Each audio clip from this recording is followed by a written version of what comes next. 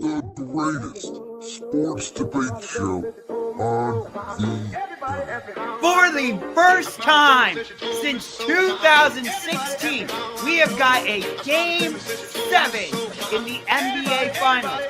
championship rings, starring Brandon The Philadelphia Eagles are Super Bowl champions. Let's welcome the championship ring. I am loving this feud. Don't you dare shit on this. Don't you dare. I'm gonna shit on the stipulation of it. Oh my God, the stipulation is fantastic. now. Well, it is certainly a loaded championship rings on this September 16th, 2025 edition of Brandon's World. As always, I'm Brandon Lewis, host of Brandon's World. Yeah. This isn't Brandon's World. Well, as always, I'm the host of Brandon's World, Brandon Lewis. You are Under the Mags, the host of the Sports Room Talk Show. This is Championship Rings. There you go. On this loaded Tuesday. Josh, I'm glad to report to you that I am recording tonight's episode back in my household and no longer at a hotel. And we got a wild show to get to tonight. Did the NFL's button break or something? I don't know what to call the button, but week 2 provided us with very exciting games, highlighted by the Super Bowl rematch, which the Eagles won back in March. I'm not saying I'm against it.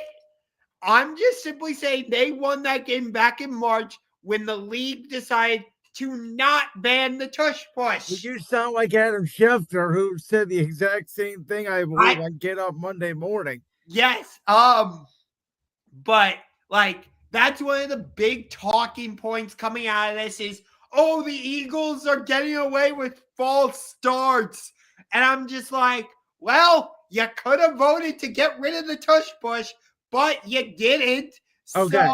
So before we get into the actual game itself, I, as the Eagles fan on this show, am going to acknowledge this is the game that's going to ban the brotherly shove.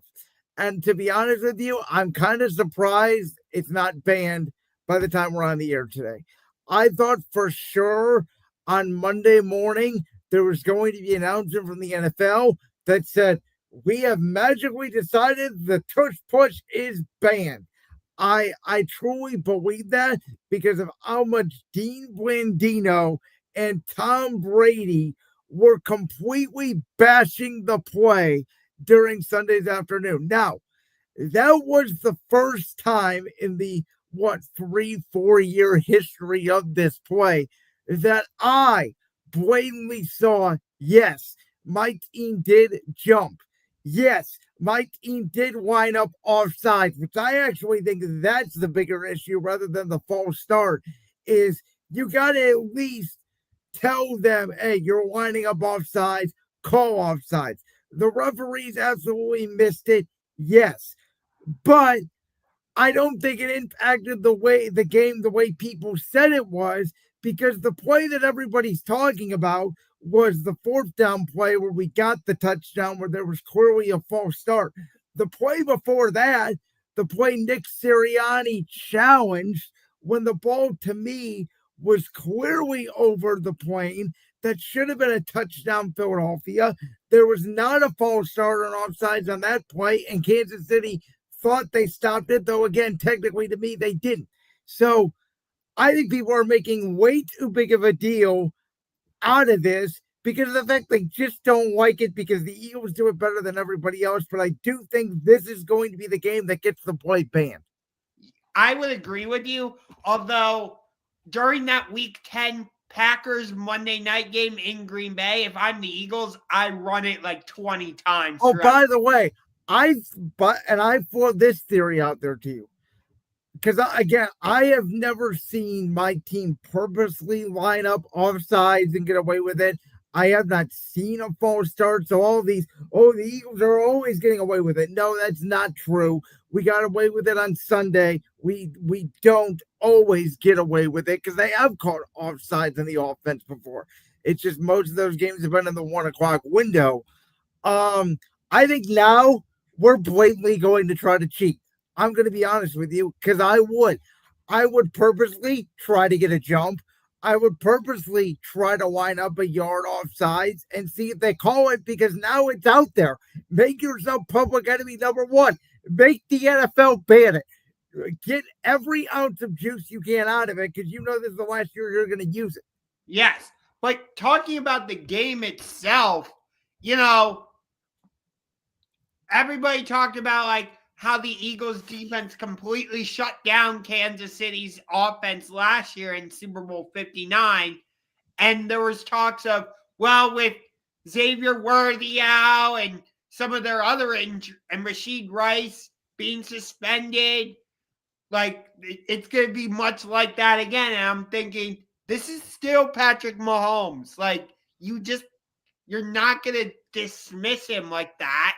As much as I dislike him, so this was the kind of game. Remember, I said last week I predicted the same score that I thought the Super Bowl was going to be, which was 24-20. This was the kind of game I thought the Super Bowl was going to be, which is low scoring, defensive game, not a lot of big plays from either side.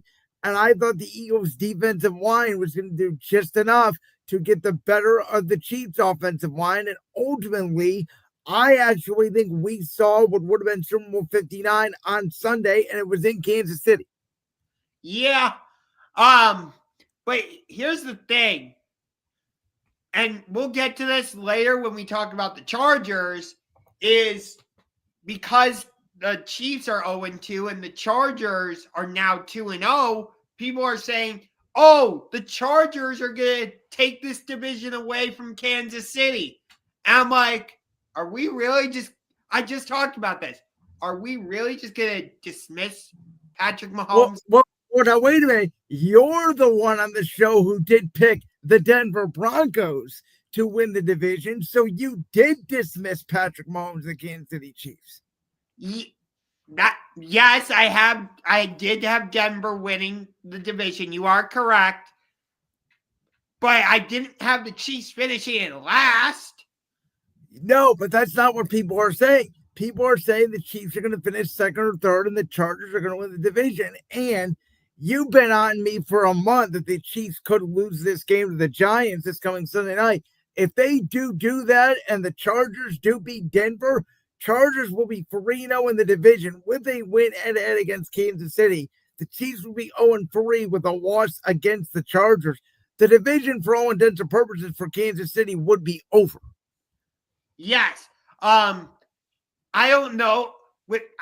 I'm most likely going to watch Chiefs Giants, but I would do it with the radio broadcast because Collinsworth drives me crazy when it comes to Mahomes. Well, here's a guy, Patrick Mahomes, this guy. I mean, he has an absolute love fest with Mahomes, and it's so annoying to listen to. Well, and of course, I think one of the most important aspects that people are not talking about this game was, I think you know what I'm talking about here, the conversation between Chiefs defensive lineman Chris Jones and Eagles quarterback Jalen Hurts on the final kneel down of the game. So Chris Jones allegedly says something along the lines of, you didn't even have 100 yards passing the game, which Jalen actually did. I believe he had 101 passing yards.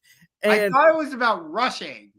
And no, it was about passing yards. He said, you didn't even have 100 yards.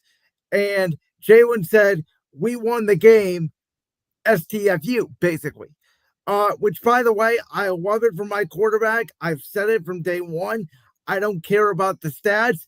I don't care about the fact that the backup quarterback for the Cleveland Browns has more passing touchdowns at this point in the season than the Philadelphia Eagles starting quarterback. I don't want him to be the backup quarterback anymore. I'm tired of Joe Flacco. We'll talk about it. But I don't care about that because the bottom line is my team wins games. And Jalen Hurts in his last 17 starts starting as the Eagles starting quarterback is 16-1. That's a full season. And maybe this Eagles team is like the Chiefs team last year, where it's like they play a bunch of close games. Their offense maybe isn't as good as it was a year ago, and they win. But I think people are forgetting, Josh, last year going into week 3, remember my team, without Devontae Smith or A.J. Brown, was down 3-0 in the fourth quarter against the 2-0 New Orleans Saints. So Yes. everybody remember, it is September football. I'm happy we got the win. I think the offense is going to get better. I think they showed better signs on Sunday. And the schedules are going. I mean, they really gave us Dallas, the Chiefs, the Rams, Tampa, and Denver out of the gate. Yeah. By the way, I hate that the games against the Rams and Buccaneers are both at 1 o'clock. What are we doing? Like, I'd much rather watch that than instead of Browns Lions. I'd much rather watch Buccaneers Eagles. But because of the way the NFL scheduled things, I can't do that. Go ahead. I'll let you go because for me, for Kansas City, it's about those receivers. I mean, yes, it's they are 100%. They are handicapped without Xavier Worthy. They are, which I think is the bigger injury than the Rashid Rice suspension. Because I think if they had Worthy, they would be fine. Not having your 2 top receivers is a big deal, especially when, let's face it, Travis Kelce is now more known for being Taylor Swift's boyfriend than he is for being an elite football player. Well, fiance, but I get what you're saying. Yeah, which I bet 9 times out of 10 he makes that play late in the game. But let me ask you a question. The guy who gets the interception, how did he get? Yeah, he's a rookie safety out of Texas. Go on. I'm not trying to say he did anything wrong. How did he get run down by a freaking lineman? Because Josh Simmons is one of the fastest linemen. That's the guy the Chiefs drafted in the first round. He was sprinting flat out, and I don't think, and DK off the interception, believed he had a real chance to score, so I don't think he was running at full speed. And then by the time he realized that Simmons was there to make a touchdown-saving tackle. And then the next drive, Jalen Hurts obviously throws a perfect ball to Devontae Smith, who makes the catch. The ensuing brotherly shove controversy occurs. The Eagles are up 10. By the way, on that Devontae Smith catch that you're talking about, I think we're referring to the same play. I think that play should have gotten a flag, not on the Eagles or anything. But wasn't that the play where when Devontae got tackled, it was basically like a WWE style. Like, I didn't think that at all. I'll be honest with you. I thought it was a clean and legal tackle. I think we're talking about the same play. The one, it's on the drive to the interception. He throws it to Devontae down the right sideline. Devontae goes up and mauls the defender on a 3rd down. Yes, and the defender basically throws him down. Devontae was already in the air at that point. He does come down, but the defender's already got him in the grass, so I was okay with the no call. The point I was going to make was, at this point with the Chiefs, and this is what I overlooked personally when it came to Kansas City this year, because I did suspect a bigger year out of Kelce, but with this Chiefs offense, if they're down by double digits currently, the way they are built, without Worthy and without Rice, again, Tyquan Thornton made one good play in the end zone that got him back in the ball game, but honestly, they don't have any explosion on offense. No, they really don't. And I know over the last couple of years, the Chiefs have become more of a physical, defensive style team, but they've always had like that explosive offense where somebody that's what I'm saying. Is that what the Eagles are turning into, which is a Saquon Barkley-centric defensive team? Jalen don't make mistakes. And eventually, you know what's going to happen? Someone is going to focus on Saquon Barkley. And unlike Kansas City, they have Devontae Smith and they have A.J. Brown. I am not worried about the passing game. I'm talking about the Chiefs side of the equation. I know, but I'm telling you, is that what the Eagles have become? Is what the Chiefs were the last few years, which is run the ball, defense, Jalen, don't turn the ball over. The difference is the Eagles have the receivers, the Chiefs do not. And the other problem I see with the Chiefs is, like, Mahomes is usually very reluctant to run the ball. They don't do, like, designed quarterback runs for Mahomes like they do with Lamar Jackson in Baltimore. They do it with Josh Allen in Buffalo. We've seen the Eagles do designed quarterback runs with Jalen Hurts. Not a lot, but we have seen it. With Kansas City, they don't really do that with Mahomes. But they're doing it this year because they have to, because they can't run the ball. I wouldn't say they're doing designed quarterback runs, but he's having to run more, which has basically become their running game, because, at least from my perspective, Isaiah Pacheco was not the same running back he was the past couple of years. No, he hasn't been the same since that leg injury. But speaking of running quarterbacks, the guy that can no longer run because he has turf toe, Joe Burrow and the Cincinnati. He is becoming this generation's Andrew Luck. I posted this today, and that's the talk all over social media. They are 2-0, and yet they don't feel like a 2-0 team. He is becoming this generation's Andrew Luck. And I don't get it with the Bengals. They had Carson Palmer. He got traded, but was forced to retire because of the Bengals' lack of investment in the offensive line. Boomer Esiason leads them to a Super Bowl. Wins an MVP. Didn't have a great career with Cincinnati. Why? Because they refused to invest in that offensive line. Like, the Bengals could very well, with their schedule, still be in contention for playoffs with Jake Browning, but do you really want to bring Joe Burrow back? Like, you could have drafted Penei Sewell instead of Jamar Chase. I get it.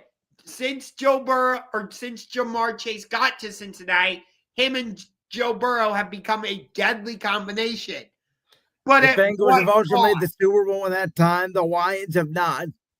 Yes, but I think Penei Sewell is on a path to Canton. Well, I think Jamar Chase is also on a path to Canton. Yes, but if it were me, as much as I love having Jamar Chase, I'd rather protect my quarterback. So I think it's a little bit of a myth that the Bengals have not tried to protect Joe Burrow. They haven't. Well, here's the thing. It's not for a lack of investment in the offensive line, because look what they went out and did, Josh. They go out and they draft Amarius Mims. The first-round pick last year was an offensive tackle. They drafted Dylan Fairchild this year in the 4th round, a guard, offensive lineman. They signed Alex Kappa in free agency, offensive lineman. The center they brought over from Tampa just got hurt. The guy who was playing there when Brady was there, for some reason I can't recall his name right now, but he got hurt. He's out for the year. So to me, it's not that they have not invested in the offensive line. It is the way they're calling the game around Burrow. And credit to Mark Schlereth. He's now a credible radio host in Denver. He used to have a show on Fox Sports 1. He does the NFL games on Fox on Sundays.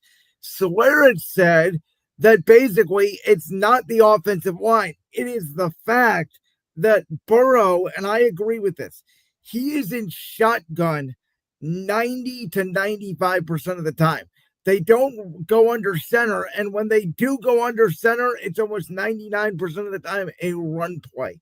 It is a lot of stress on Burrow, and a lot of their routes, like they don't throw a ton of running back screens. They don't throw a lot of drag routes, get the ball out quick. It's all down the field to Jamar Chase, T. Higgins, and it is an explosive offense. And it has gotten the Bengals to 9-8, and Joe Burrow could have had an argument to win the MVP last year because of the numbers he put up. I think it's more about the way this offense is built, because it's built around Joe throwing the football down the field with good offensive line protection. It's not built around the way Philadelphia is, run game, offensive line, you add the receivers. That is the offense Cincinnati needs to run. Yeah, but they seem reluctant to do it.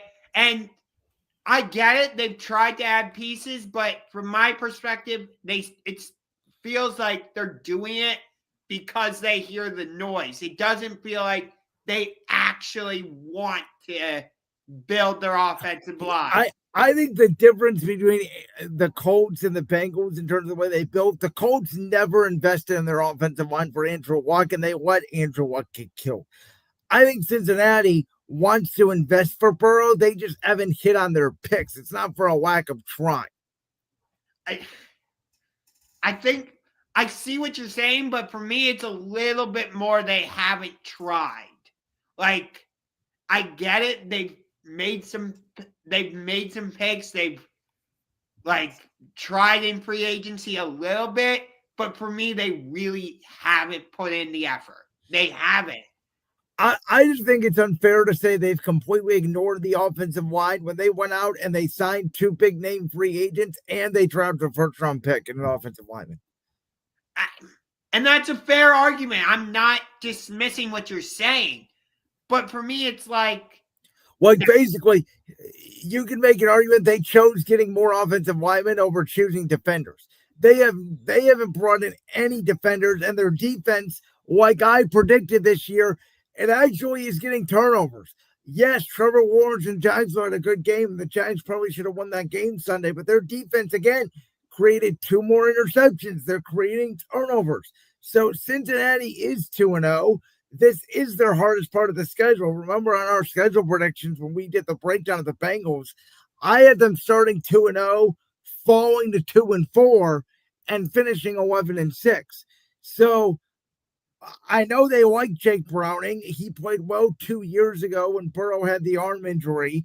Played pretty decent on Sunday outside of the interceptions. I'm interested to see. There's rumors out there that they're trying to maybe make a deal with the Giants for Jameis Winston. I was surprised that Kirk Cousins' name hasn't been brought up, but I guess that's a money situation. I would suppose so. They signed Sean Clifford and Mike White to their practice squad. The former Penn State quarterback, your guy, Sean Clifford. Yes. I didn't even know he was still in the league. Do you know what team he was on? Packers. Okay, so he was on their practice squad, right? Because that's right. They did draft him, I believe. I think so. So, okay. So they're moving forward with Jake Browning. And all of a sudden now, this is why Josh NFL predictions mean nothing. Who would have thought going into week 3 of the 2025 NFL season, Vikings Bengals would be Carson Wentz against Jake Browning? I know. Wait.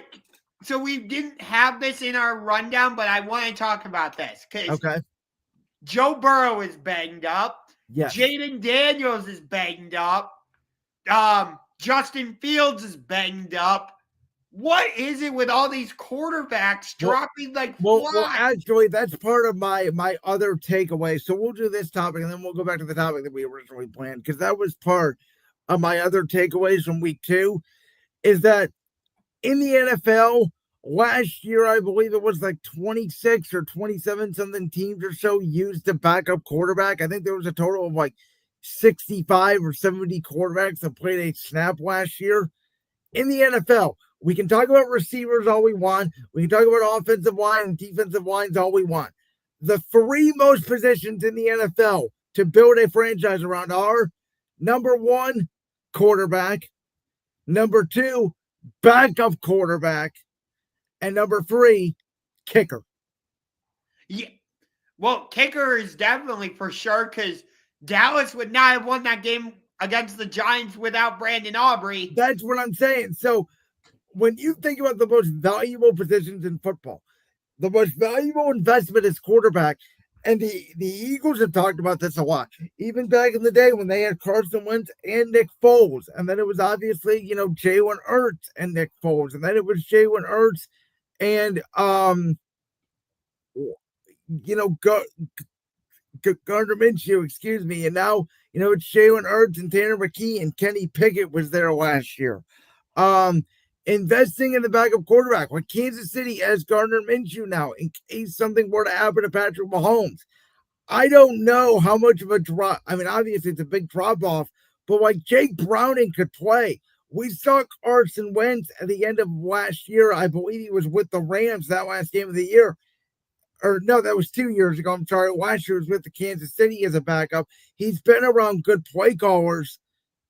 Who knows? Maybe Carson Wentz could play with Kevin O'Connell, who's a quarterback whisperer.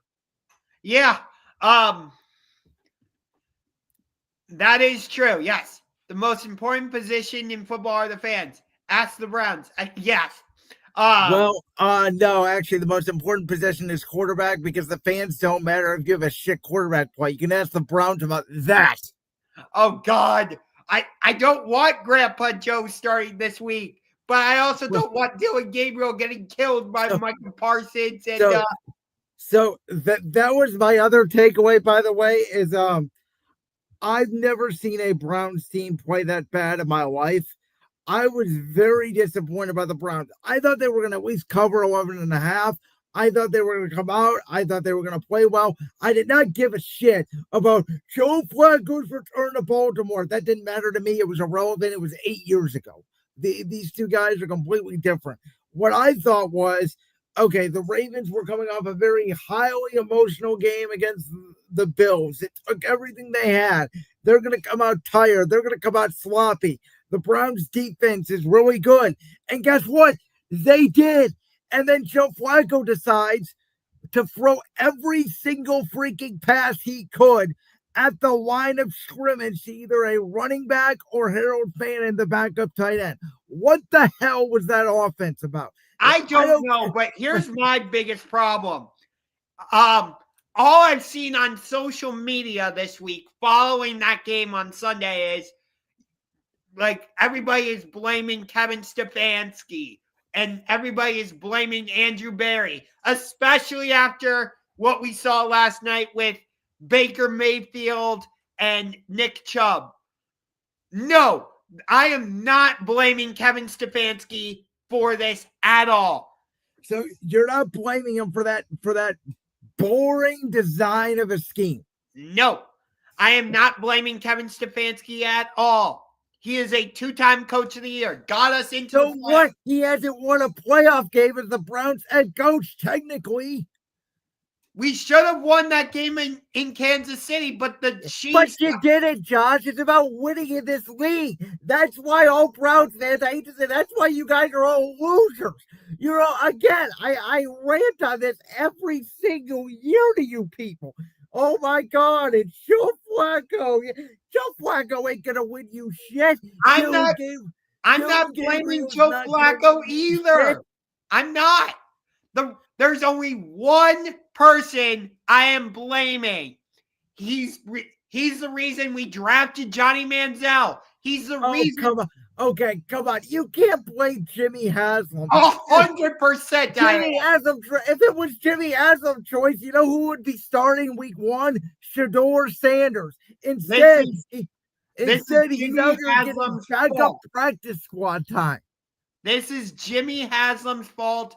100%.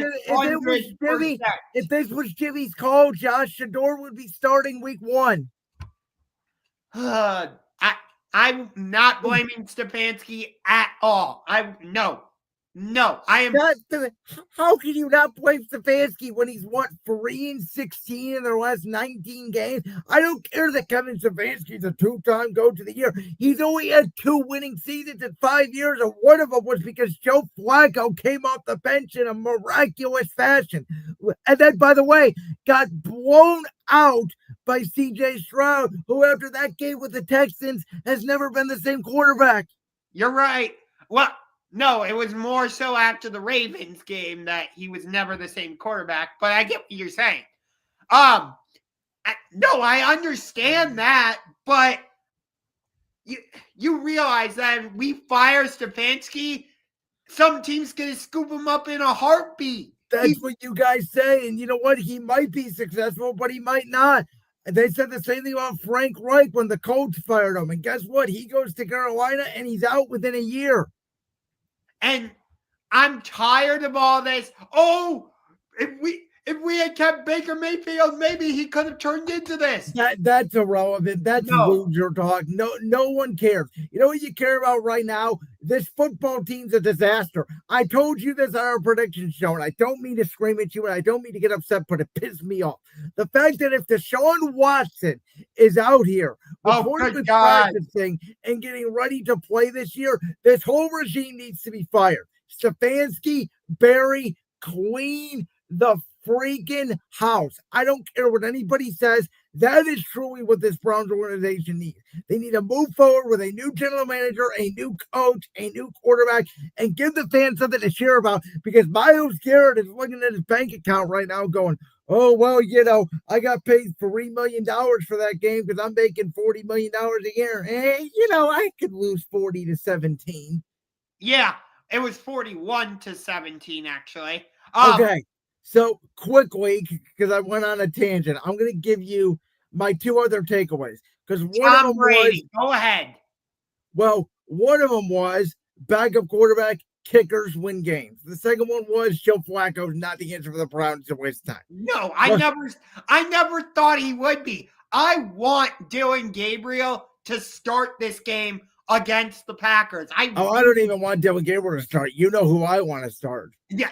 No, I know you want Shedeur, and I imagine at some point he will, but I know it was in mop-up role, but when Dylan Gabriel came in, he actually, led the offense, and we looked good. Well, he actually threw the ball down the field. Okay, takeaway number 3. Thomas Edward Patrick Brady Jr. needs to be... Let's see. John stopped getting massage from his girlfriend when the Browns go. Okay, I'm not going to comment on that. I'm going to talk about Thomas Edward Patrick Brady Jr. because he should not be allowed to be in the Fox broadcast booth anymore. Not only is he basically an assistant head coach of the Raiders, call it what you want, he's a minority owner, but he's more involved as a minority owner than I've ever seen any minority owner involved in my life. And number 2, how can he go on the herd and swear like a drunken sailor and be so animated and be so good when he talks about football, and then he comes on the broadcast booth and he sounds like Bill Belichick in a meeting room? And here's my other thing, is who's the week 4 opponent for the Raiders? Oh, that's right, the Chicago Bears. And guess what game Brady is calling this week? Cowboys at Bears.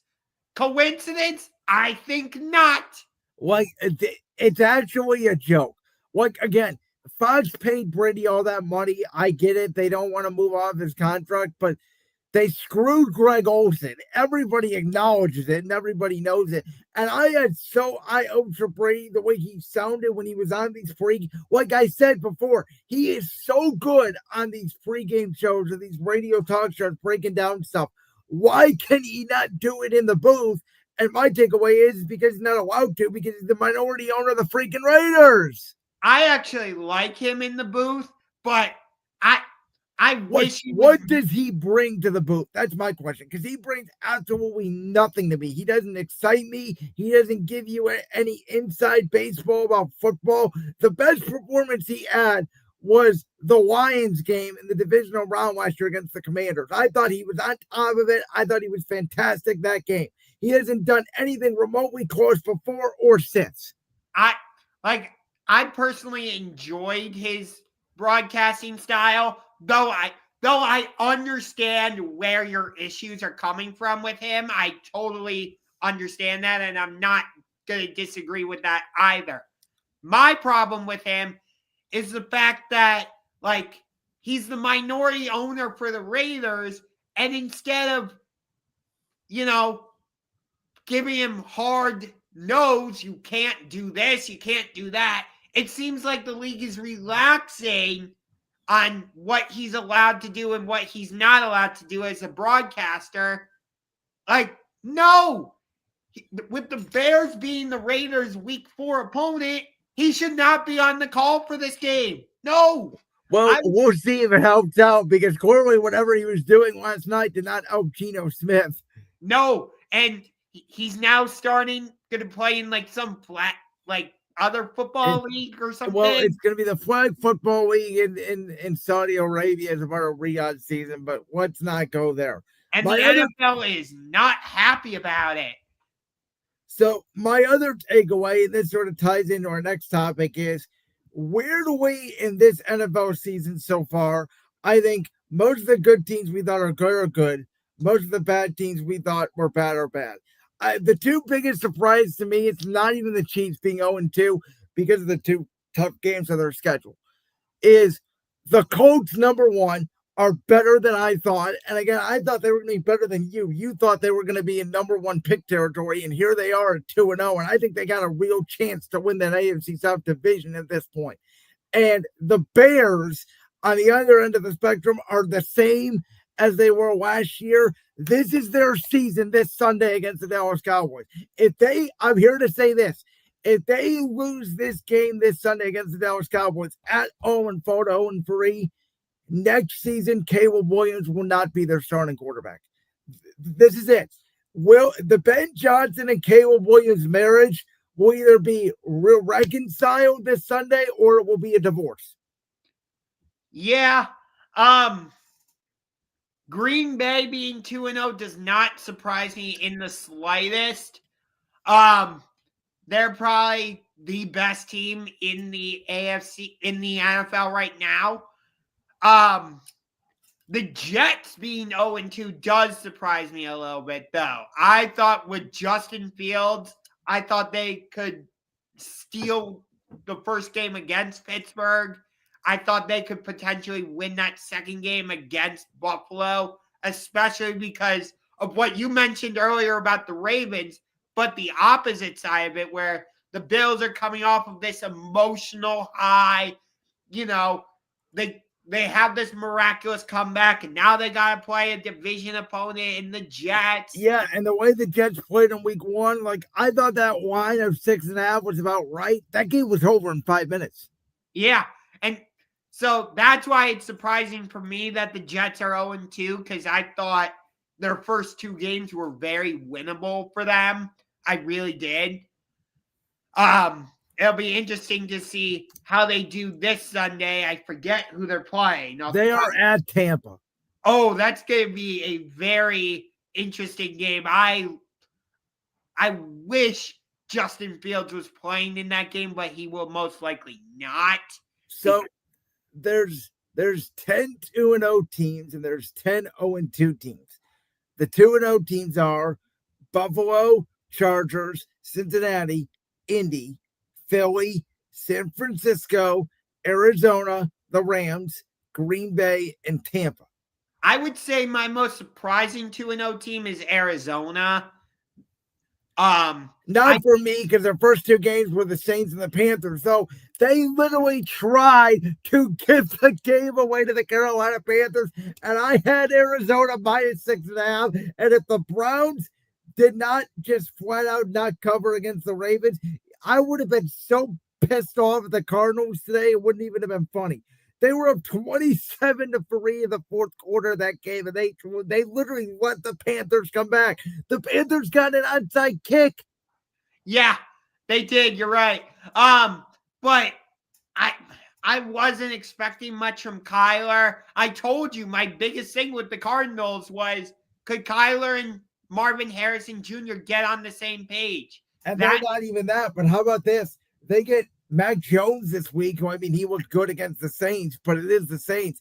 Arizona's got a real shot to start 3-0. Yeah, but I hate to say this, but I wouldn't dismiss the 49ers, to still come out and win this division. Well, here's the thing. They're already hurt. Kittle's hurt. Purdy's hurt. And McCaffrey, I think, is going to eventually get hurt. And even though they did beat the Saints and they did beat the Seahawks, that Saints game was close. They looked like they belonged on the field with the Saints. They should have blown them out if they were that team, in my opinion. Seattle should have won that game in week 1 against them. Yeah, and Seattle, despite being 1-1, I mean, that game against Pittsburgh was weird, but they played better. You know, you may be right on Seattle. I don't know. Yeah. Like you said in our NFL predictions, they're one of those teams that could win 6 games. They're one of those teams that could win 10 games. Yeah. But outside of Kansas City, the most surprising 0-2 team, I was going to say Dallas if Russell Wilson didn't throw that stupid interception. So real quick, the teams are Dolphins, Jets, Chiefs, Browns, Titans, Texans, Giants, Bears, Saints, Panthers. Okay, so my most surprising 2-0 team is Arizona. Most surprising 0-2 team, I would either go with the Jets, or again, because of what I said earlier, or, oh boy. Now I can't say the Bears because it's the Bears. Why should I be surprised with them? Why? Because I try to talk you into the Bears every year, because every year it should be their year. By the way, Colston Loveland, this is the mystery to me. The tight end they drove down to Michigan, he barely played. He had like 2 plays on Sunday. And I can't be surprised. I can't even be surprised about the Dolphins, honestly, because we both said they were going to be a dumpster fire. And Houston to me is not surprising because their first two games were the Rams and the Bucks. And those are 2 losable games for them because they don't have an offensive line. Yeah, I agree with you. Like, the least surprising 0-2 team are the Cleveland Browns. They are. Yeah. No doubt about it. Okay. Well, let's stop talking about bad teams. Let's start talking about good teams. Let's get to our top 5 games of week 3, because I think we're going to agree on most of these games this week. So, I have an honorary mention, even though we absolutely suck. I'm still going to include Packers-Browns in there just for personal reasons, because I've been waiting for years to see the Packers in Cleveland. There's just something about the Packers that I'm like, it's Green Bay. They have all that history. Bart Starr, Brett Favre, Aaron Rodgers, Charles Woodson, Jordy Nelson, Donald Driver, Clay Matthews Jr., A.J. Hawk, B.J. Raji. I could go on and on. There's just something about the green and gold, that elongated G, Curly Lambeau, Vince Lombardi. For me, that's an honorary mention. It has to be. I've been waiting for years, and now it's finally happening this Sunday in Cleveland. It's one of those bucket list games for me to see the Packers in Cleveland. It really is. So, again, I know the Browns are 0-2, but just for personal reasons, it's an honorary mention. So, hopefully you guys understand that. But in terms of my actual games, I wanted to include Bengals-Vikings because of the Justin Jefferson-Jamar Chase matchup. But it's Carson Wentz against Jake Browning. No, thank you. So, number 5, I'm going to go to Foxborough, Gillette Stadium, battle of 1-1 teams. Pittsburgh Steelers, New England Patriots. I was very high on the Patriots at the start of this season. I said they would get 11 wins and make it into the playoffs. Little less high on Pittsburgh. And which version of the Steelers are we going to get? The version that we saw in week 1 against the Jets, where their offense was high flying and their defense did just enough? Or are we going to get the version we saw on Sunday against Seattle? And then for New England, they bounced back after losing that game against the Raiders by finally slaying their Miami Demons, and now they come home to take on Pittsburgh. It's a very intriguing matchup for me. So I have Steelers Patriots at number 5. Number 4, I actually got Jets. Well, I wanted to say Jets Buccaneers here, but again, because of Justin Fields probably not being available, I can't.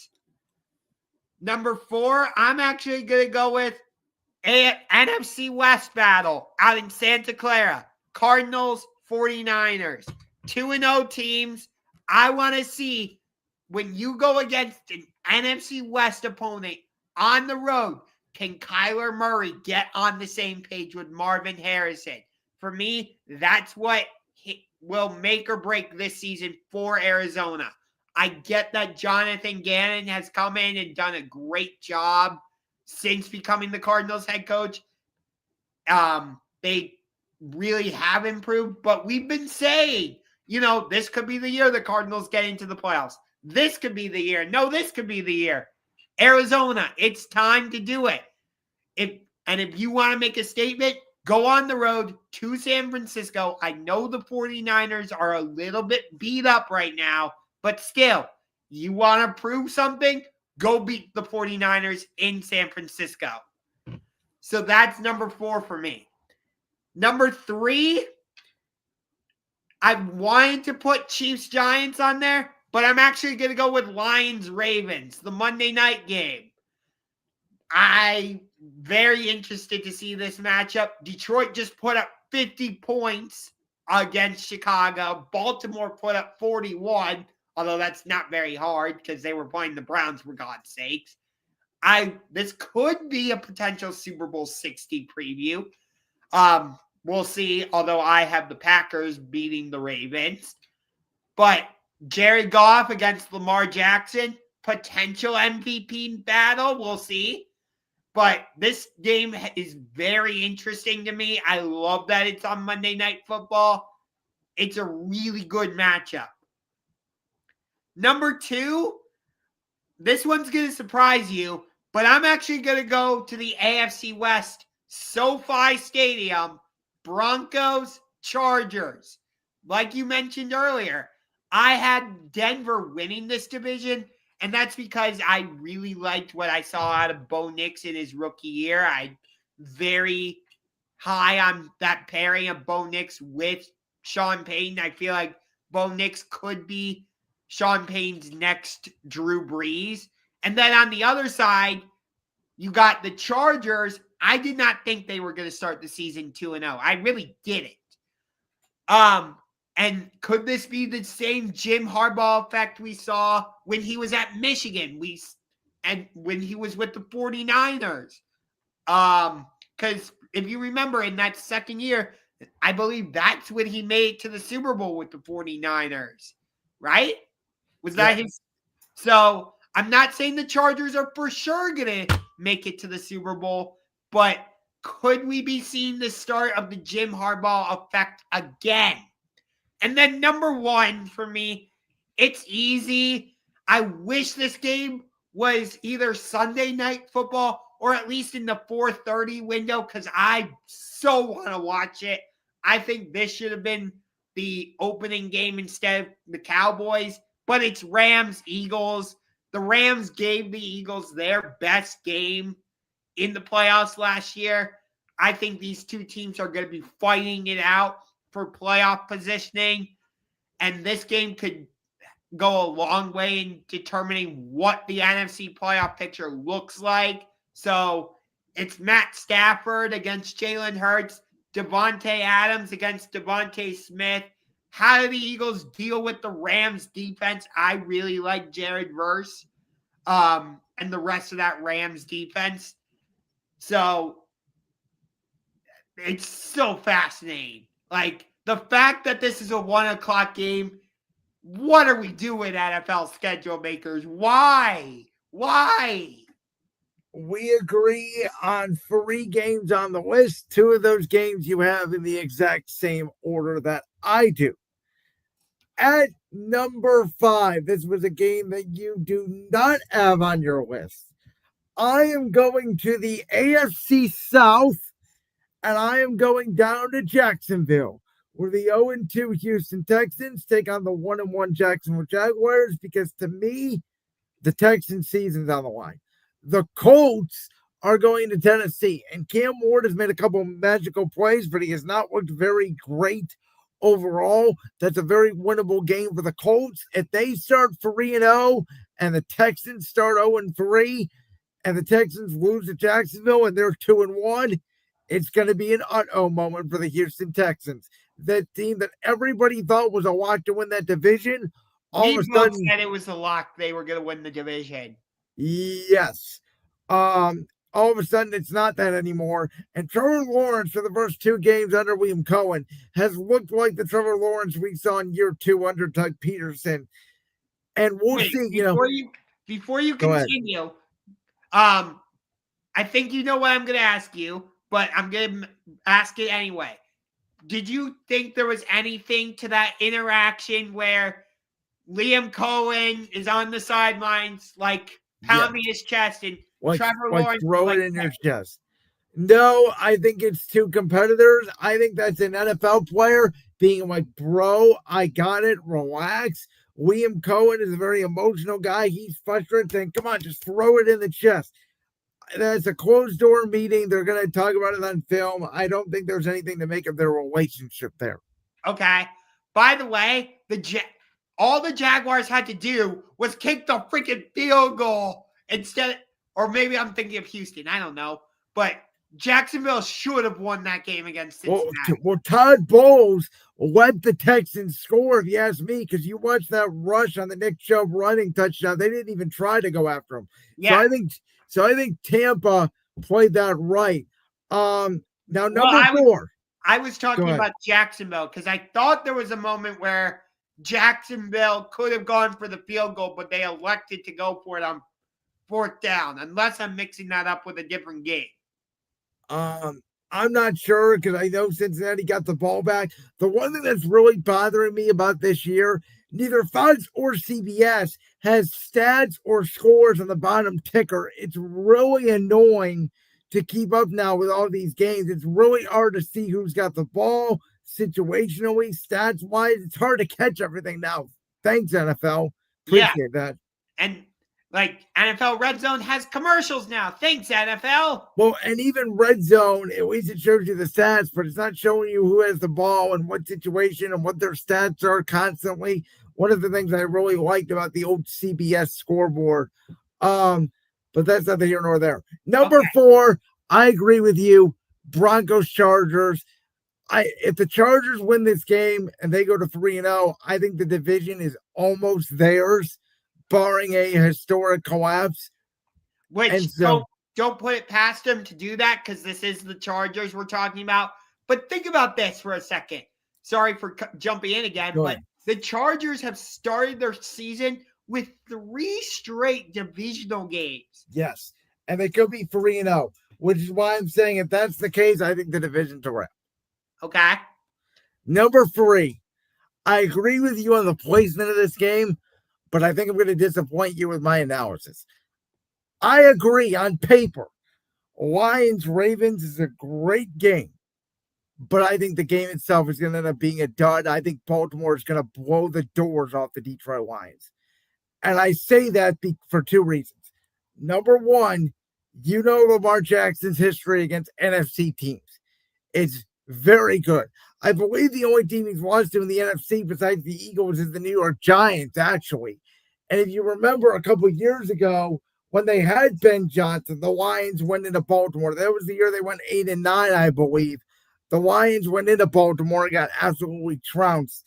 And Derrick Henry only had 23 yards rushing in week 2 against the Browns. He's not going to have 23 yards rushing against the Lions. He will absolutely feast on Sunday, I believe, or Monday, I believe. Okay. Number 2, game we talked about a little bit earlier because of how much is at stake for one certain franchise. You may think I'm crazy that I am super into this game, but it's the game being called by Tom Brady. The Dallas Cowboys and the Chicago Bears at 4:25 Eastern on Fox. I think this game has so many narratives going for it. You have Ben Johnson going up against the Cowboys. It's on record when Ben Johnson was the offensive coordinator of the Lions, how many trick plays he called against the Cowboys. You have Dak Prescott after one of his best starts in his career. Can he keep that up? You have the Cowboys defense. Are they going to be able to stop the Bears offensively, who have not played well the first 2 games? And as I already mentioned, This is make it or break it for Caleb Williams. Me and you both had them as the number 7 seed. We both had them at 10 wins. We both had them in the playoffs. I don't think there's a way they make the playoffs if they start 0-3. I think there is a way they can make it if they start 1-2. This is such a big game for both sides because for Dallas, if they start 2-1, we didn't even talk about this. Jane Daniels is reportedly out against the Raiders. Well, if the Raiders can upset Washington, all of a sudden Dallas could be, at least, if Philly loses to the Rams, Dallas could be tied for first by the end of week 3. Yeah. The other honorary mention I would add is actually Falcons-Panthers, because the Falcons really surprised me in that game against Minnesota. Oh, Minnesota's offensive line completely dominated. That's what I mean is Atlanta, invested heavily in their defense.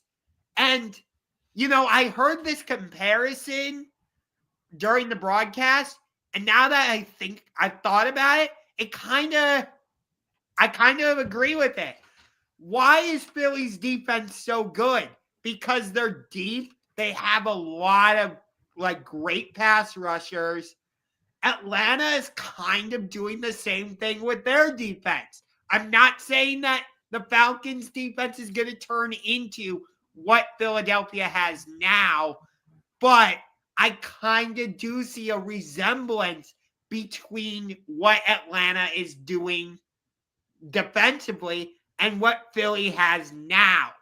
Do you kind of see what I'm saying? In a couple of years, maybe. Here's why I'm not putting this game on the list. I'm done with the Panthers. I tried to give Bryce Young a shot. I'm done. I can't anymore. Well, the reason I'm putting the game more so on the list is because of Atlanta, but also because of what you just mentioned. I was very excited to see what I almost just said Bryce Miller, the player for the Charlotte Hornets. No, and his name's Brandon Miller. Who the heck is Bryce Miller? Don't know. I meant Bryce Young. Sorry, but they nearly beat the Chiefs. They nearly beat the Eagles, and we're like, okay, Bryce Young is finally having a breakthrough. And they go out and draft Ted McMillan out of Arizona to give him another weapon. I'm like, okay, Bryce Young is ready to take that next step. And he's gone back to what he was as a rookie. I'm like, what? I don't get this. So kind of what you said about Chicago, but I'm playing on Bryce Young.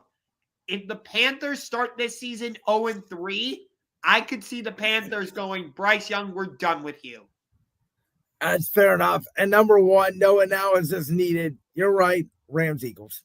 Yes. I'm so frustrated that the NFL or Fox, whoever, was like, oh, this is a rematch of the divisional round. It was one of the best games in the playoffs. Hey, let's put it at 1 o'clock. What? Why? No. All right, let's get to some college football now. We spent enough on the NFL. How about Georgia? After Tennessee came out with such an odd start, they were dominating the game. They put up 21 points in the first quarter. In the end, it took overtime, but Georgia goes on the road very impressively and knocks off Tennessee. So Georgia came into this game having won 8 straight against Tennessee, and fans were thinking, okay, this is finally the year the Volunteers are going to beat Georgia. Joey Aguilar, comes in basically after trading spots with Nico Imalaviava, because Nico is off to UCLA, and that's where Joey Aguilar was going to go. And Nico's having a terrible season, and UCLA just fired their coach. Yes, after losing to New Mexico. Why is UCLA in the Big Ten? Why? They don't need to be. But I think it's because USC is in the Big Ten, so they had to join. There you go. There's your reason. But, Gunnar Stockton, I think that's how you say Georgia's quarterback. I believe so, yeah.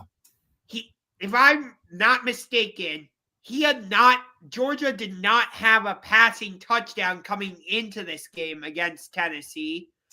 I could be wrong, but I think I read that stat right. Well, also, Georgia decided in the second half, we don't need a throw. We're just going to run the ball right down Tennessee's throat, and that flipped the game. Yeah. They came out in the second half. They had 10 out of 11 plays were run plays? Yeah. And Kirby Smart, since he's gotten to Georgia, or since Josh Heupel has gotten to Tennessee, rather, Kirby Smart is 5-0 against Tennessee now. Once Nick Saban, started, not recruiting as much at Alabama, and Kirby Smart started to take over. And once Kirby Smart got some players, Georgia obviously took off. I used to call Kirby Smart Kirby dumb. Yeah, but I think the reason Georgia under Kirby Smart is 5-0 against Josh Heupel in Tennessee now is because Heupel doesn't really play like a big physical style at Tennessee. It's more of a fast-paced, passing-heavy style. And yeah, I agree 100%. Tennessee does not run the football enough, and Georgia is weird, though. They get off to these slow starts, and you're thinking, oh my God, is it going to happen to Georgia and Clemson, who we'll get to here in a minute, in the same day? But Georgia keeps getting body blow. And by the end of the game, even though it went to overtime and Tennessee had that great comeback and they got the score to send it to overtime, Georgia completely controlled the second half. Yeah, Georgia, you can't count them out. They've won 2 or 3 national championships. Remember the game last year against Alabama? We all thought it was over. What was it, 31-7 at halftime? Something like that, yeah. And it ended up being either an overtime game or down to the last second. Ryan Williams makes an incredible catch for Alabama at the throw of Milrow. Yeah. So Gunnar Stockton in that game, he completed 23 of 31, 304 yards. He had 2 touchdowns passing. And he actually ran the ball 13 times for 38 yards, and he had a touchdown running. Yeah. So, whereas, like I said, Joey Aguilar, 24 of 36, 371 yards, 4 touchdowns, 2 interceptions. That's one of the key differences because Gunnar Stockton did not have any interceptions. 100%. And I also felt like when Tennessee threw that first punch and they got up so quickly early, they thought Georgia was going to lay down, to your point, and they didn't know how to counter back. They didn't know how to respond. No, they didn't. By the way, we were going to not talk about this game, but I'll go ahead and talk about it anyway. Go ahead. So last year, Notre Dame went into Kyle Field and they defeated Texas A&M 23-13. College Game Day was there. So this year they did the second half of the home and home set, but this time it was in Notre Dame, and Texas A&M was able to go on the road and pick up a pretty key victory, which, here's my thing. Notre Dame is 0-2. How are they still ranked in the top 25? Because they're Notre Dame. I don't get it with them. But my bigger thing is, maybe Texas A&M is a bigger factor in the SEC than I thought. Yeah, I mean, are they maybe right there with Texas and Georgia? Maybe they're with the Bamas and Tennessees for that third team? Maybe, but Texas A&M barely won that game. It was 41-40. Yeah, but they won it on the road. I mean, it was a game-winning touchdown, but still, to go into Notre Dame, where Notre Dame barely ever loses at home when they have a good squad, in prime time, in South Bend, that was impressive. Yes. I have no idea what CJ Carr was doing on that late interception, though. No clue. Yeah, that was a bad play. But you want to talk about, crazy games and crazy finishes. Georgia Tech, how do they do this? Like, because Clemson is not that good. I told you this before the year. I think our counter, I think his name was Lou or something, said Clemson was not that good going into the year. I never was a believer in Kate Klubnik. I never was a believer in Dabo Sweeney.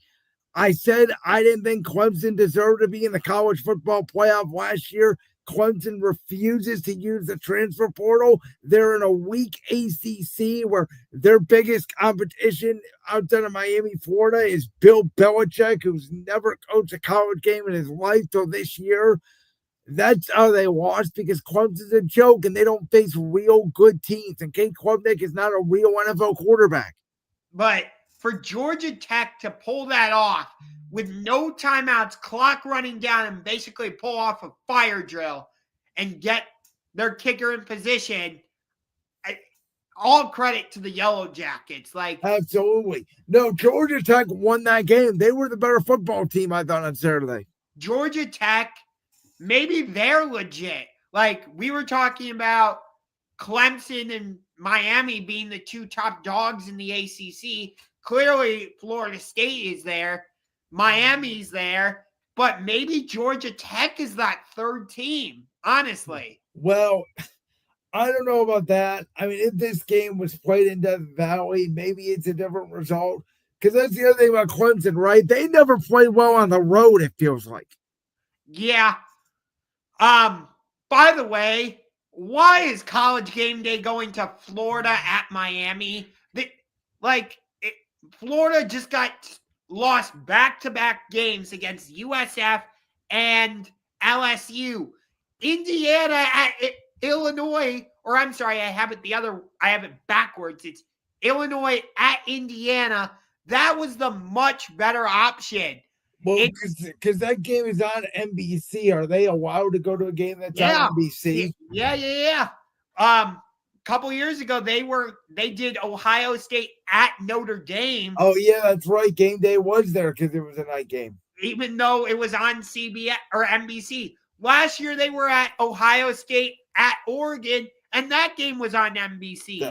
Okay, so yeah, you're right. I don't know why. By the way, I do feel bad for Florida. That is a tough scheduling break. They have to go to LSU and then to Miami back-to-back weeks. Yep. But I mean, normally I say College Game Day is the better show than Big Noon Kickoff, because I just like Desmond Howard, Nick Saban, Pat McAfee, Kirk Herbstreit, and Lee Corso when he was there. I really liked that crew. Compared to Brady Quinn, Matt Leinart, Dave Portnoy, no.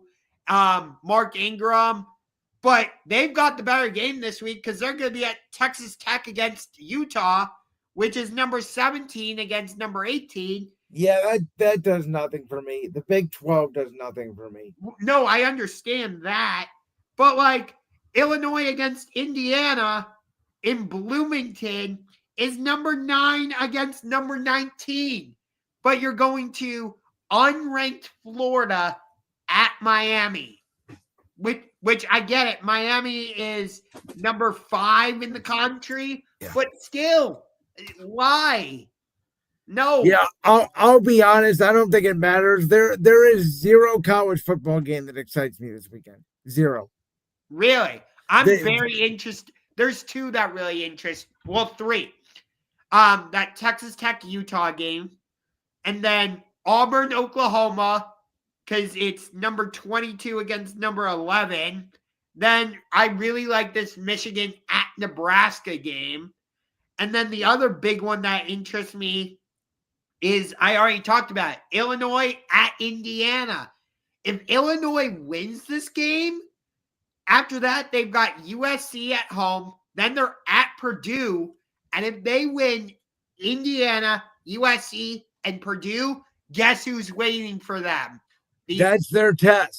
They should win those 3 games if they're as good as people think. I don't believe they are, But that's when I'm waiting for Illinois is when they host Ohio State. Yes. That's when we'll find out if Illinois is any good. If Illinois wins all 3 of those games and Ohio State stays undefeated, which I expect them to be, yes, College Game Day should be in Champaign, Illinois for that game. Would not be surprised if, again, I know based on the broadcasting rights, I don't know who gets first dibs. That will either be a big noon game, a 3:30 CBS game, which they already announced Ohio State Washington is going to be, or an NBC Saturday night game. Yes. One of the 3. So before the Illinois game, Ohio State will be at Washington and they host Minnesota. So they will be undefeated. They will be 5-0. Yes. Oh, that Illinois game starts a tricky 3-game stretch for Ohio State because they play at Illinois, at Wisconsin, and then they host Penn State. Ooh, yeah. You're not wrong there, because, I mean, I know Wisconsin got blown out by Bama on Saturday, but going to Wisconsin, we talked about this last week, that has always been a place where, yeah, Ohio State wins, but it's not easy. No. I do think they have a bye week between that Wisconsin and Penn State game. They do. You're right on that. Which, like, I think that's an advantage. Here's the thing I don't get, okay? It goes back to the college football schedule thing. Why in college football? At the NFL, I know with the 18-game schedule, they're going to go to 2 byes, it sounds like. But why in college football do these guys play 12 weeks and get 2 byes? Notre Dame got a freaking bye week in week 2. Yeah, I don't get it. Speaking of what I don't get, can we talk about the struggles of Arch Manning? Because this was bad. I know they beat food. I know they beat UTEP, but he was 11 of 27 passing. I think for like 170 yards or something like that. I told you after going into the Ohio State game week 1, I sat down and thought about it, and I was like, you know what? When he got the start last year in place of Quinn Ewers, he was decent. He had his moments.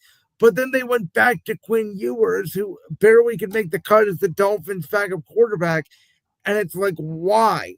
And then you watch Arch Manning, and it's like, okay, week 1 on the road against Ohio State. It's his first ever road start in college. He was bad, but let's chop it up. He's going to get better. They have these cupcakes coming at home.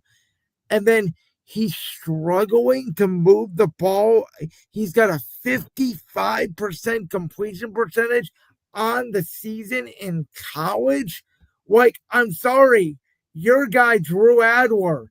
There are other quarterbacks that we can talk about. Right now, there was all this hype about, oh my God, Arch Manning is the next generational prospect.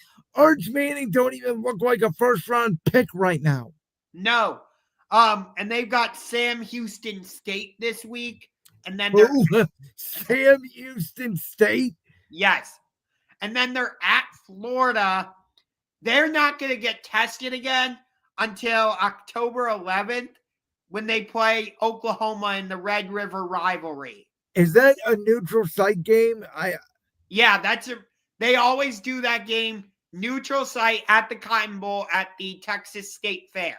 Okay, why did I think it was at AT&T Stadium? No, it is always at the Texas State Fair at the Cotton Bowl. So again, we'll see how Arch plays in that game. But I'm sorry, right now, we could talk about Nussmeier, the LSU quarterback. We could talk about Julian Sagan, the Ohio State quarterback. We could talk about Georgia's guy who we talked about, Gunnar Stockton. Joey Aguilar at Tennessee. There's so many more guys we can talk about more than Arch Manning. Even the kid from Oklahoma. Yeah. So, all right. I don't want to talk about this topic, but we have to talk about it. Josh is laughing because he knows what I'm going to get to. It's that time of the show where me and Josh argue about wrestling. So WrestleMania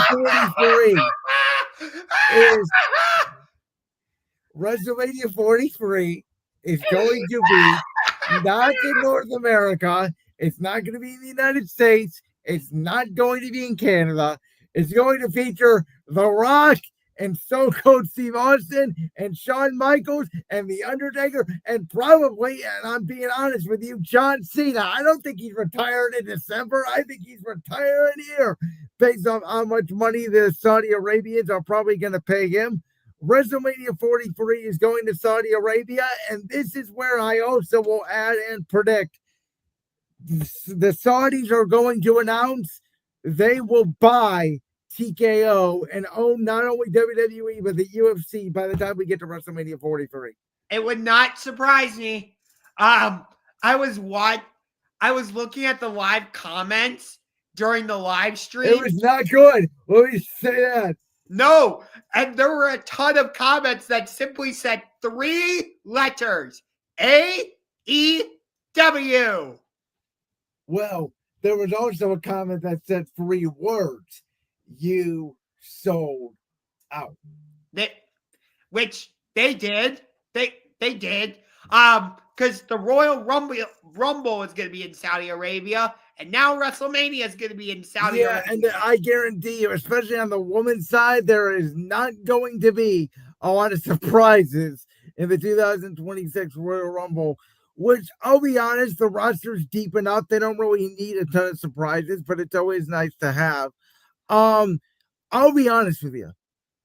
I think this is wrong.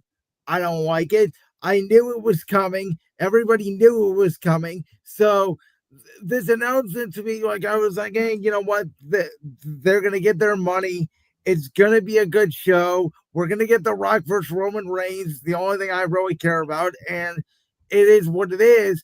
I think the bigger problem after everything that's been reported in the wrestling industry this past week is the fact that TKO not only took this deal for going to Saudi Arabia for WrestleMania, but they basically came out and said, yeah, you fans that spend your hard-earned money to go to these live events like Raw and SmackDown and NXT and POEs, yeah, guess what? Vince McMahon cared about you, but we don't. And we're going to be jacking prices through the roof, and we don't care because fans are still buying them. And, you know, I told you this before, they technically do have the right to, because the gold package right now for WrestleMania 42 in Las Vegas is $37,000. And that same ticket for WrestleMania 41 in the same arena was $16,000. So an increase of $21,000, and people are going to pay them because as much as you and I disagree on this, people do pay to go see WWE because clearly they're doing something right because every single building is sold out. So they're going to keep charging it because people are going. I mean, let's just face it. Yes, I'm looking on Ticketmaster right now. The least expensive ticket I can find for Wrestlepalooza, $130. I was going to go more. I was going to go like $500. I'm being completely honest with you. So, you know, TKO is doing their thing. They're going to make more profit. They're going to sell it to the Saudis. And that's my real worry. I honestly don't care about the Saudi Arabia government and the involvement. They can go over Saudi all they want. I will say I'm not angry at the fans over there. I think that as WWE has gone over there more, the fans have gotten more lively for the shows, especially than the first couple ones they did, which were disasters. But these Saudi shows have turned from glorified house shows to really big events, and the crowd is into it more than American crowds. I hate to say that, but it is true. Yeah. They're probably going to start doing like SummerSlam over there. They'll probably, I think they did Elimination Chamber over there. They did in 2022. I don't mind the earlier start POEs. I am not going to mind a WrestleMania or a Royal Rumble during the day. I don't mind the fact they're going over there personally. What I do mind the fact is Saudi doesn't want the current product. They want guys like The Undertaker to come out of retirement and wrestle. That's my problem. Yep. So have fun with that. Well, listen, there are going to be some dream matches I think we get out of this. Like, here's the thing. I am personally excited about WrestleMania 43 in Saudi because I think it could be the most stacked card in the history of WWE.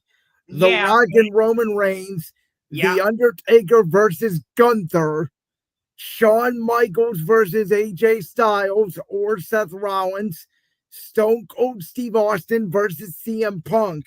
Those are just 4 names I have, and we haven't even got to Cody Rhodes, Randy Orton, anybody on the women's side. Hopefully Kevin Owens is healthy by then. Yeah, that's true. I forgot about Kevin Owens. So listen, here's the thing though, and this is what I'm trying to explain to everybody. The internet can backlash all they want. They can comment AEW. They can comment you sold out. Everybody can be outraged on Twitter all they want. It's not real life, because real life is reaction, ticket sales, fans, people talking about it in the community. The internet, for as how many people are on Twitter and YouTube, it's only 20% of the world. And that's why the Netflix deal was such a big deal. And I don't think WWE cares about to be honest with you, the microscopic real backlash that is on social media. Yeah, they honestly don't. They're going to continue doing what they're doing. I'm a little bit surprised that, again, we talked about this earlier. I'm surprised they're going with the ESPN route in terms of PLEs because of the fact that, like, I know what I'm trying to say, that Raw is on Netflix. We've seen, Dana White we've seen 2 major boxing events now, Canelo versus Crawford, and I forget Tyson versus Jake Paul. Tyson versus Jake Paul, yep. Both be on Netflix. By the way, I watched Canelo versus Crawford. Did you? I totally forgot about it. I'll be completely real. So I ended up staying up till 2 a.m. to watch it. I thought it was a fantastic card from top to bottom. But I'm surprised that WWE is not playing their PLEs on Netflix. I'm actually surprised UFC went with CBS and didn't go with the Netflix route as well. Because Dana White, along with the Saudis, they did this Canelo versus Crawford card on Netflix. So that's And here's the thing. This is why I'm not outraged over it, even though I don't like it. As sports fans, we have to get used to this. Golf is already over in Saudi. As a UFC fan, they have gone over to Riyadh. And the NFL, with this flag football thing that we talked about very early in the show with Tom Brady and Saquon Barkley and a few other athletes, are going to be going over there in March. Saudi Arabia is planning to take over the world, and they have the money to do it. Yeah. But you know what the big topic is. Wrestlepalooza. This Saturday. Bring it.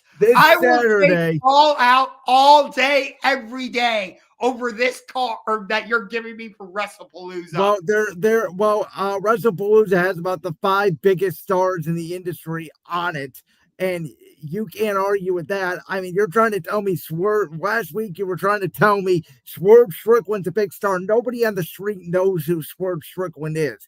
Unfortunately, he's out for a while. So is Will Ospreay. So is Kenny Omega. But AEW is going to be just fine. Well, are they? Tony Khan did do the smart thing. You were shocked, by the way. You said, I don't think he's going to move this show to the middle of the afternoon. Guess what? He did. Yeah. And by the way, WWE has already said they're going to counter program the F.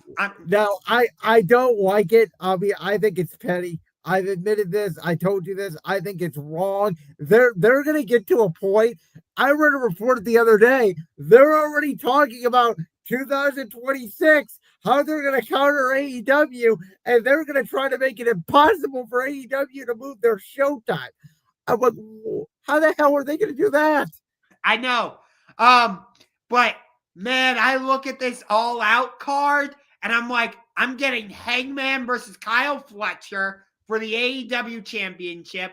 I'm getting Okada versus Takeshita versus either the Beast Mortos or some other luchador, I don't remember, in a triple threat. That's going to be fantastic. mostly because of the Okada-Takeshita factor. They've been teasing that Takeshita is going to go babyface for a while, and we're going to get that feud eventually between Okada and Takeshita.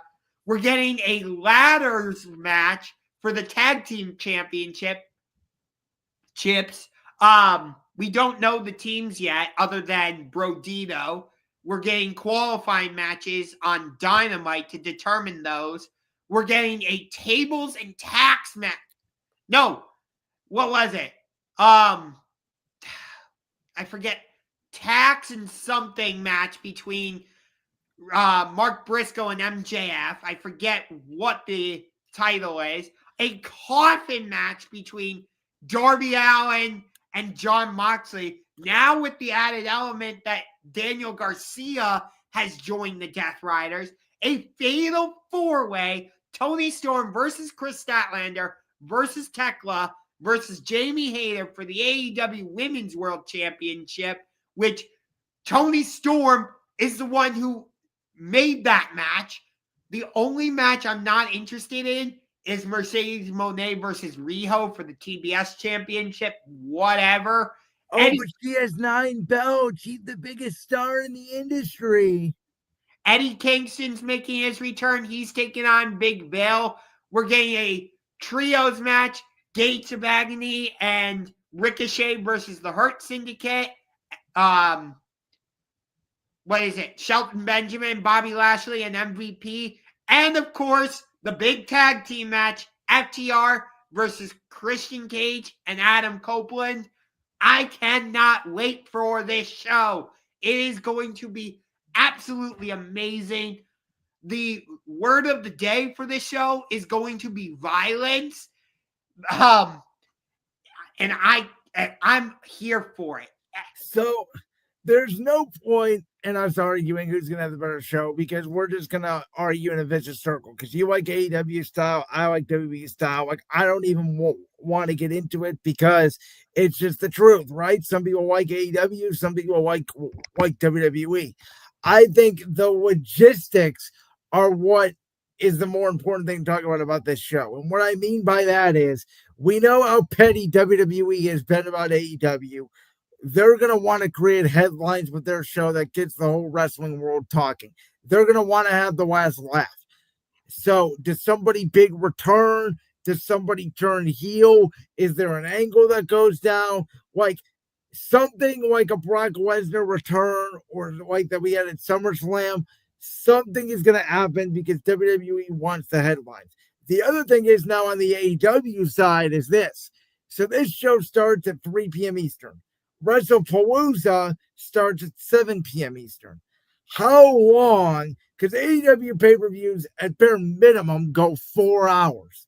I believe it's always great. I believe because you get actual matches. You don't get, here's a match and then video package. Well, you also get 12 matches versus 5. It's quality over quantity. Yes, except the 12 matches are usually fantastic.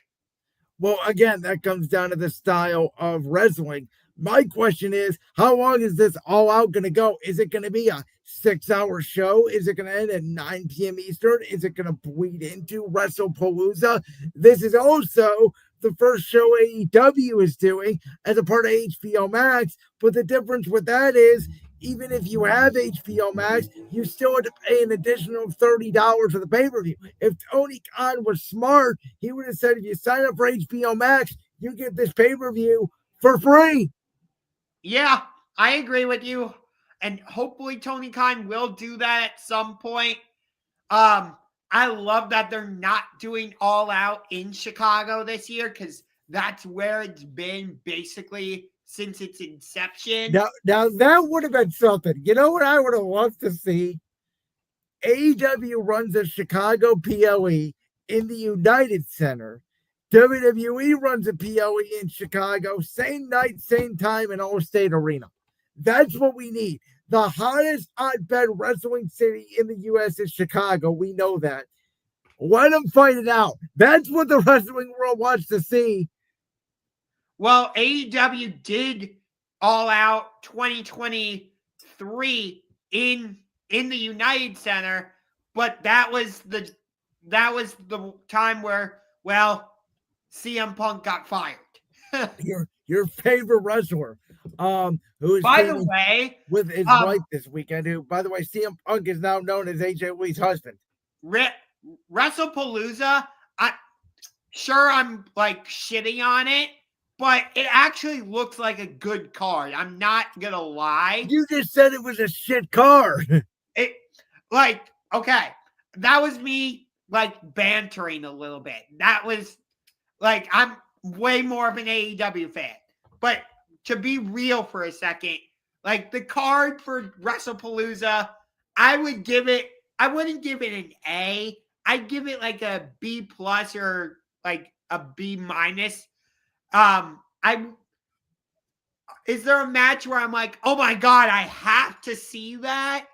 For me, the match that kind of fits that, even though the title isn't going to change hands, I would say is Cody Rhodes versus Drew McIntyre, because I think there could be a post-match angle here with a certain GOAT who goes by the three most destructive letters in all of sports entertainment, RKO.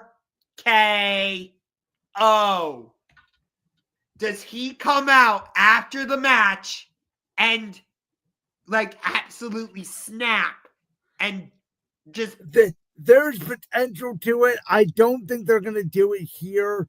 Like, I think the bigger storyline out of this that's going to be the talking point is I think Brock Lesnar is going to absolutely murder John Cena.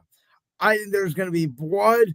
I think Cena is going to walk away on a stretcher because I think because of the fact that Cena does not appear again until Crown Jewel, that's how you set up the rematch with Cena returning against Lesnar at Crown Jewel. But absolutely something could happen. Randy Orton could turn heel. I think there's a scenario Jey Uso turns heel on Jimmy. There's going to be something that comes out of this PLE because, as I already said, they want the talking points over AEW. Yes. And like I said, when I was saying the card looks shitty and all that, that was just me like bantering and all that. Like, honestly, Wrestlepalooza looks like a decent card, although that's such a weird name. Like, it doesn't. Well, do you know it is an old name? They just didn't make it up. It's an old ECW paper. No, I know that it's like they didn't just make it up, but still, like when Brock Lesnar goes, "I'll see you at Wrestlepalooza," that doesn't sound like, oh my God, it's going to be a hard hitting. The weird thing, it sounds like they want to make it like a Big 5 PLE now. Really? Did you hear that? Yeah, they want it on the same level as like Survivor Series, which is why they're pushing it so hard. I guess that's why they're putting it. And that may be because All Out, like right next to Double or Nothing, is AEW's first or second PLE of the year. I still kind of think Double or Nothing is like their WrestleMania because it was their first. You can tell me if I'm wrong on that. Yeah. But, well, All In kind of is that because that was okay. Yeah, All In is more so like that's why it's been at Wembley. That's why. But Double or Nothing used to be before All In was a thing. All In was like before AEW was legit a thing. Yeah, I know. All In was the 2018 show that Cody Rhodes and the Young Bucks put on. Yes. Double or Nothing was the first pay-per-view, correct. That's where John Moxley showed up. I remember watching that. I remember watching Cody and Dustin Rhodes and thinking, oh my God, and look at my tweet from 2019. I said, oh my God, I think this AEW thing is actually going to work. And then since Cody Rhodes left, it hasn't been the same in my opinion. Well, I've loved it. We're coming up on our 6-year anniversary. Listen to you. We're going up on our 6-year anniversary. Hey, with this wrestling war, you and I have taken our sides. Well, you're bringing a gun to a knife fight, my friend. Hey, don't underestimate knife. Don't. All right, guys. I think before we may virtually have a gun and knife fight, we better get out of here. It's been a long show, an hour and 35 minutes tonight. Thank you for joining us. As always, I'm Brandon Lewis. I am the host of Brandon's World. This is Championship Rings. This is not Brandon's World. That is Josh Ungar, Ungar to the Max. He is the host of the Sports Room Talk Show. Next week, we will be talking week 3 in the NFL, moving into week 4, previewing a big game between Georgia and Alabama and other big college football games. And what the hell happened? Oregon and Penn State. And Oregon, Penn State. And also, what the hell happened in this WrestleMania weekend? And it's also the last week of the MLB season. Are we talking playoffs for our Cleveland Guardians? We'll find out next week. Yeah, wait, WrestleMania weekend. Or Wrestlepalooza. See, I'm getting it all mixed up. I think you mean All Out weekend. All right, guys. We'll see you next week on Championship Rings.